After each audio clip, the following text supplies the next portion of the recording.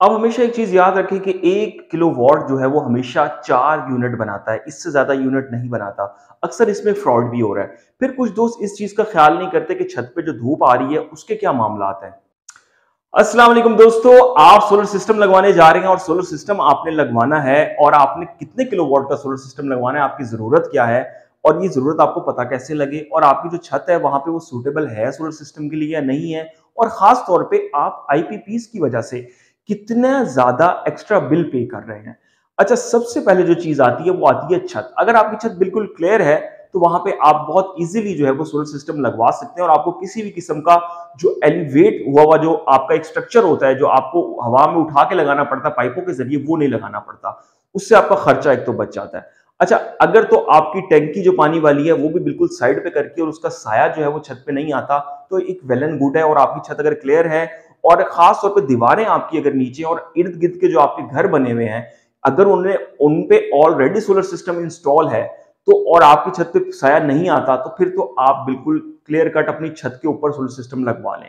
लेकिन अब अगर आपके इर्द गिर्द घर हैं और आपकी दीवारें ऊंची हैं तो आप हमेशा जो आपका स्ट्रक्चर होता है वो एलिवेट करके हवा में उठा के पाइप्स लगा के, जिस तरह से आप देखते हैं घरों में लगे हुए, तो वो आपको लगवाना पड़ेगा। और अगर आपके हमसाये ने अभी तक सोलर सिस्टम नहीं लगवाया और मुस्तकबिल में वो एलिवेट करके लगवा लेता, उसकी छत क्लियर नहीं है, तो ये चीजें आपको विजिट भी करवाना पड़ता है मुस्तकिल तौर पे एक टीम को सोलर की, और खुद भी इन चीजों को देखना पड़ता है। ये बहुत जरूरी चीजें हैं। अक्सर लोगों का मैंने देखा है उनकी छत क्लियर थी, हमसायों ने सोलर सिस्टम नहीं लगवाया हुआ था, उन्होंने अपनी छत पे जो बिल्कुल ऐसे होता है प्लेटें समझने बिछा दी एक तरह से बिल्कुल स्टैंड करके, और कुछ अरसे बाद उनके हमसायों ने सोलर सिस्टम लगवाया और हवा में एलिवेट करके लगवाया क्योंकि उनकी छत क्लियर नहीं थी। फिर दोबारा उनकी छत पे जो है वो जिन्होंने पहले लगवाया हुआ था उधर जनाबे वाला धूप का साया पड़ने लगा, तो फिर उन्हें मसला हो गया और फिर दोबारा नए सिरे से सिस्टम का एलिवेट करवाना हवा में और पाइपिंग लगवा के, तो ये बड़ा खर्चा हो जाता है, बहुत ज्यादा हेक्टिक हो जाता है।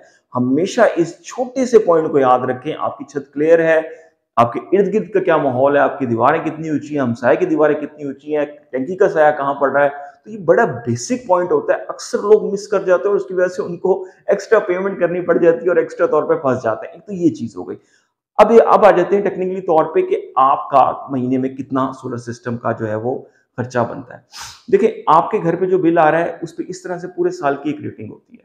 अगर आपने 1 मीटर लगवाया हुआ है और आप देखते हैं नवंबर में आपके यूनिट इस्तेमाल हुए हैं 200, 250, और आपके जो गर्मियां हैं उसमें यूनिट इस्तेमाल हुए हैं 600, 700, 750 तक, तो फिर आपको कौन सा सोलर सिस्टम जो है वो सूट करता है। सिंपली तौर पे अब हम एक चीज देख लेते हैं कि आपका जो 1 किलोवाट है वो 4 यूनिट बनाता है। मैक्सिमम बहुत अच्छा हो, बहुत फेवरेबल कंडीशन हो, धूप बड़े अच्छे एंगल में पड़ रही हो, तो वो क्या करता है 5 यूनिट बना देगा भाई, इससे ज्यादा यूनिट नहीं वो बनाने वाला। इस चीज को हमेशा याद रखें।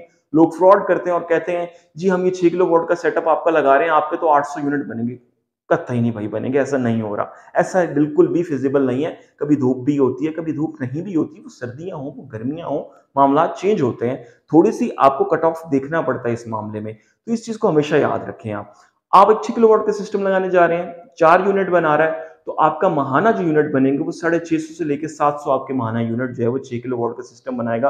मैक्सिमम 720, 730 तक भी जा सकता है, बहुत अच्छी परफॉर्मेंस अगर देता है। तो इसमें आपको ये देख लें कि गर्मियों के लिए एक जो आम फैमिली है उनका 1.5 टन का एसी है। यूजली तौर पर पाकिस्तान में ज्यादातर ये फैमिलियां होती हैं और इसी तरह से गुजारा चल रहा होता है। 1.5 टन का एसी है, एक वॉशिंग मशीन है, 3 पंखे हैं, आपके लाइटें चल रही हैं और एक इस्त्री है और आपकी मोटर पानी वाली है। तो ये आपका मेन बेसिक बेसिक खर्चा जो है वो प्रॉपरली तौर पे घरों का होता है।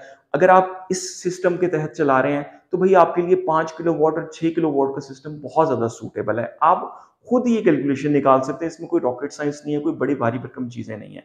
अच्छा, अगर आपने 2 मीटर लगाए हुए हैं, आप ये देख लें नवंबर में आपके 100 यूनिट चले हुए हैं दोनों मीटर्स के, और गर्मियों में आपके कितने चले हुए हैं, 400 चले हुए हैं, और आपका जो बिल पहुंच रहा है, यूनिट पहुंच रहे हैं वो 900 तक पहुंच रहे हैं। तो फिर आप हमेशा एक चीज याद रखें, जब 6 किलोवाट से आपका जो यूजेज है वो इंक्रीज करता है, तो आप 8 किलोवाट पे ना जाएं, आप फिर 10 किलोवाट पे जाएं, वो बहुत ज्यादा फेवरेबल होता है आपके लिए। फिर आपको 10 किलोवाट के सिस्टम की जानिब जाना पड़ता है हर सूरत में। तो अब एक सिंपल चीज है, 10 किलोवाट का सिस्टम, आपका 1 किलोवाट 4 यूनिट बना रहा है, 10 किलोवाट का सिस्टम लगाने जा रहे हैं, आपका एक दिन में जो है वो 40 यूनिट बनाएगा 10 किलोवाट का सिस्टम। सिंपली तौर पे इसी तरह 6 किलोवाट का 24 यूनिट बनाएगा एक दिन में। अगर आपका 10 किलोवाट का सिस्टम एक दिन में 40 यूनिट बना रहा है, जनरेट कर रहा है, तो फिर आप ये देख लें कि आपके तकरीबन महीने के 1200 साढ़े 1200 यूनिट बनेंगे।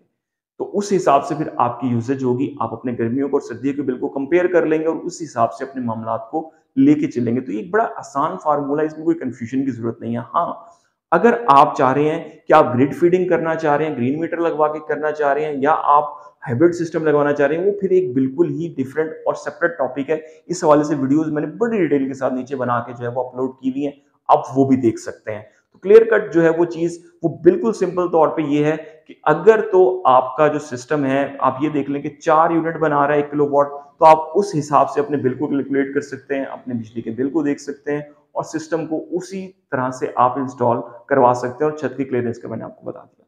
सिंपली तौर पे बहुत से दोस्त पूछ रहे थे कि अगर आईपीपीज ना हो तो हमारी कितनी हद तक बचत हो सकती है। भाई, एक आप ये देख लें कि अगर आपका बिल, एक आम बंदा है, आपका बिल आ रहा है 10,000 रुपए, उस 10,000 रुपए में 7,000 के आपके टैक्सेस हैं। आपका एक्चुअल बिल आज भी जो है वो 3,000 और 4,000 रुपए ही है। आप में से बहुत से दोस्त परेशान हो रहे हैं कि जी वही चीजें हैं, वही मामलात हैं। बिल्कुल सिंपली तौर पे आपका वही बिल, फ्रिज है, वही मोटर है, वही एक छोटा एसी भी होगा या पंखे होंगे, सब कुछ वही होगा, लेकिन बिल ज्यादा आ रहा है। सिंपली तौर पे आपका फ्यूल प्राइस एडजस्टमेंट है, एक्स्ट्रा टैक्स है, इनकम टैक्स है, विद होल्डिंग टैक्स है, और जी पता नहीं कौन कौन से उसमें टैक्स लगाए हुए हैं। सिंपली तौर पे आईपीपीज अगर नहीं है ना भाई, तो आपके बिल में 70% की जो है वो बचत होती है। 1994 से मोहतरमा बेनजीर भुट्टो की हुकूमत थी, तब से अमेरिकन आईपीपीज लगना शुरू हुए थे मुल्क में, और वो आज तक जारी हैं। उसके बाद नवाज शरीफ आए, उन्होंने भी कुछ मुआहदे किए, और वो मुआहदे जो थे वो 25 से लेके 30 साल के थे मुआहदे। जो 1994 में मुआहदे हुए थे वो अब 2023 के एंड में और 2024 के शुरू में, मार्च में, अप्रैल में ये खत्म हुए हैं, और उनको दोबारा से रिन्यू भी कुछ को किया जा रहा है और कुछ को अब देखा भी जा रहा है गवर्नमेंट की जानिब से रिन्यू करने चाहिए नहीं करने चाहिए। आप ये देखें कि अब जो है सीपेक लग रहा है, तो अब चाइना के भी कुछ जो यहाँ पे खासतौर पे आईपीपीज हैं वो भी काम कर रहे हैं, और बाकी जो है वो प्राइवेट जो है हमारे सियासतदानों के हैं, फौजी फाउंडेशन के भी हैं, और चीजें भी हैं। मजमूई तौर पे आप ये देख लें, आईपीपीज का जो नासूर है, 30 साल पहले एक मुआहदा हुआ था भाई कि आप यूनिट बनाएंगे और यूनिट हम आपसे लेंगे 50 रुपए का, 60 रुपए का, 70 रुपए का, भले हम बिजली इस्तेमाल करें या ना करें, और 30-30 साल के मुआहदे कर लिए गए। तो ये एक बहुत गंभीर चीज है। आने वाली हुकूमतें जो चलती रही, मामला चलते रहे, 2000 में मुशर्रफ दौर, किसी ने इसको नहीं देखा कि भाई इसको खत्म करें, इसको रोकें, आगे चल के क्या बनेगा लोगों का। जब हमने आईएमएफ के कर्ज में गए और मामलात हुए, तो फिर अब हम सब्सिडी वो वाली दे नहीं सकते, तो वो सब्सिडी अब हम दे नहीं पा रहे, और एक आम शहरी को 70-75 रुपए का एक एक यूनिट पड़ रहा है, और वो फिर परेशान हो रहा है इस चीज को लेके। तो आईपीपीज ना हो तो भाई 70% आप समझे, आपका बिल 10,000 है, समझे आपका एक्चुअल बिल 3-4 हजार रुपए है, और 6-7 हजार रुपए आपके जो है वो टैक्सेस के हैं, वो आईपीपीज की और दीगर मद में है। तो ये एक सिनेरियो है, एक क्रिएशन है आईपीपीज की, जिसकी वजह से हर पाकिस्तानी को टेंशन उठानी पड़ रही है और मुश्किलात का सामना करना पड़ रहा है। आप अंदाजा लगा लें, अगर आईपीपीज ना हो, ये टैक्सेस ना हो, तो कितनी आसान जिंदगी होगी। एक वो शख्स जिसका बिल आज 10-12 हजार आ रहा है और उसकी महीने की आमदनी ही 20,000 25,000 है, एक मजदूर है, तो अगर उसका बिल 2-3 हजार रुपए आए, आप उसकी खुशी का अंदाजा लगा लें क्या होगा। और उसके ये 3-4 महीने जो गर्मियों के गुजर रहे हैं, वो उसका दिवालिया निकाल जाते हैं, वो कर्जों में डूब जाता है, और वो नवंबर आने तक ये कर्जे अदा कर रहा होता है। तो ये सिनेरियो अभी मुल्क का चल रहा है, ये मामला चल रहे हैं। उम्मीद करते हैं चीजें बेहतर हों, लेकिन अभी बेहतर होती हुई फौरी तौर पर तो नजर नहीं आ रही, और लोग जो है वो खासे मुश्किलात का शिकार दिखाई दे रहे हैं। तो उम्मीद करते हैं वीडियो में आपको बताने में, समझाने में कामयाब हुए होंगे। अपने चैनल को सब्सक्राइब जरूर कर जाएं। अब तक के लिए इतना ही। अल्लाह हाफ़िज़।